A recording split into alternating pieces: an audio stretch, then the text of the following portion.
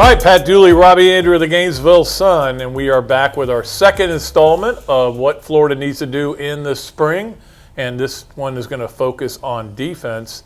And, obviously Florida 8th in the country in defense, kept Todd Grantham. There's a lot of things going on there that you like.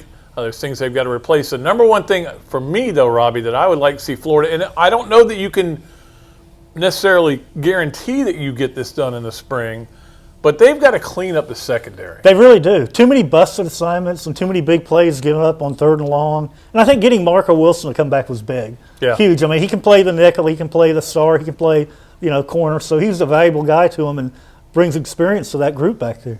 Well, and that's the thing. You figure with him and Elam, and then you got to figure out what you're going to do. But you need to figure it out, and then you need to get guys to, like, how many, I counted 5, or was it 4 or 5, where a guy was running wide open downfield, and either they didn't hit him. Yeah. One time against Auburn, I remember the guy to make a diving catch, and Florida ended up stopping FSU had a guy wide open early wide in the game. open. Tennessee did.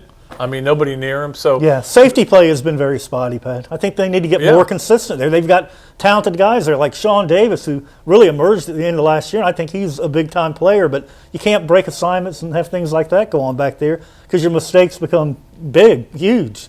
Yeah, I mean, Florida gave up, I think it was like 200 yards, passing yards a game in the SEC game. So that's a little high number. I mean, and again, some teams were able to run on them too, but again, this was a really good defense, but if you want to be an elite defense, you cannot allow the kind of bust that they had this year. Yeah. Number 2, Robbie, we talked about this a little bit.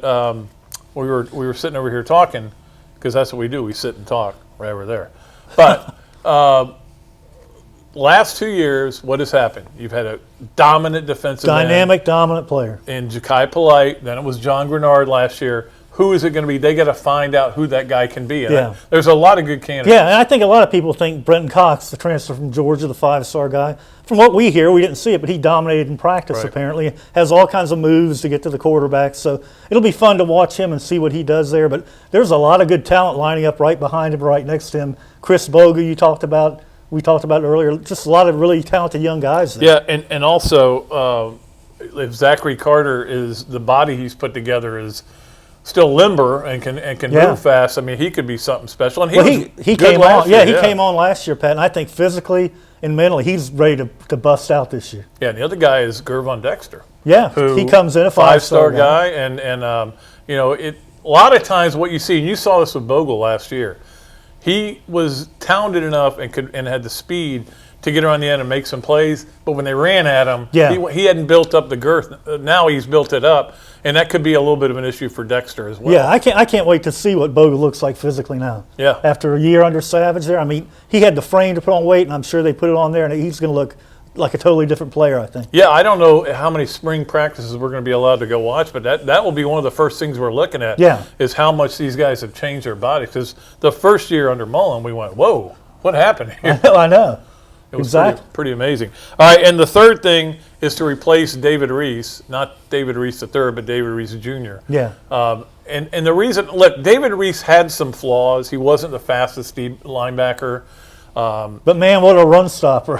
When it was 3rd and 1 and you needed a stop, he stuck his nose in there. He did it. Remember the first drive for Virginia? He did it at Kentucky. That really kind of saved that game. Yes. If they get their first down, who knows? So many times, but every time you saw a 3rd or 4th and 1 and it was stuffed, he came out of the pile. He was the guy that did it. And who do they have that can do that? Well, Ventrell Miller would probably be the next guy in line. Yeah, I thought he played great the second half of the year, Pat. He was really good in the bowl game. This guy hits a ton, too, and he runs. I think he runs a lot better than Reese, so I think he has a chance to have a breakout year.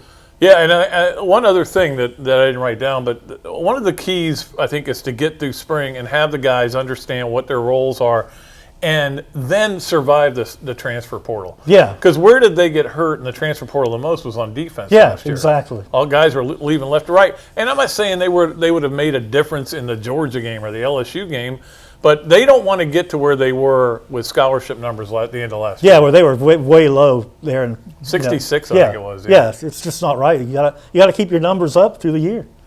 Yep, so we'll see if they were able to do that. And look, there's one obvious one that we aren't even going to get into.